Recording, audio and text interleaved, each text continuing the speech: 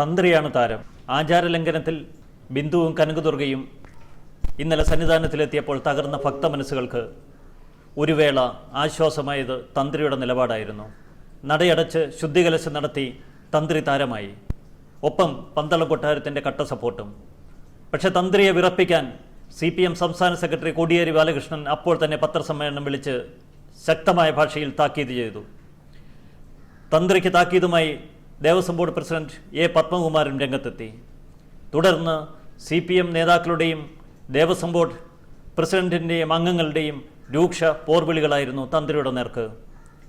തന്ത്രിയുടെ ഭാഗത്തു നിന്നുണ്ടായത് കോടതിയെ ലക്ഷ്യമാണെന്നും ഇതിന് തന്ത്രിയെ പാഠം പഠിപ്പിക്കുമെന്നും കോടതിയിൽ മറുപടി പറയേണ്ടി വരുമെന്നും ഇന്നലത്തെ ചർച്ചകളിൽ മുഴങ്ങിക്കേട്ടു.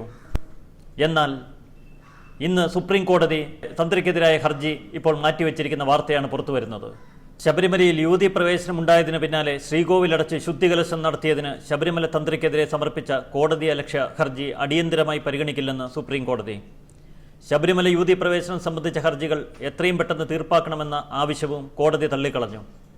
ഭരണഘടനാ ബെഞ്ച് അടിക്കടി സംഘടിപ്പിക്കാനും പിരിച്ചുവിടാനും കഴിയില്ലെന്നും ഇത് സംബന്ധിച്ച എല്ലാ ഹർജികളും ജനുവരി 22 മാത്രമേ പരിഗണിക്കാൻ കഴിയൂ എന്നും കോടതി വ്യക്തമാക്കി.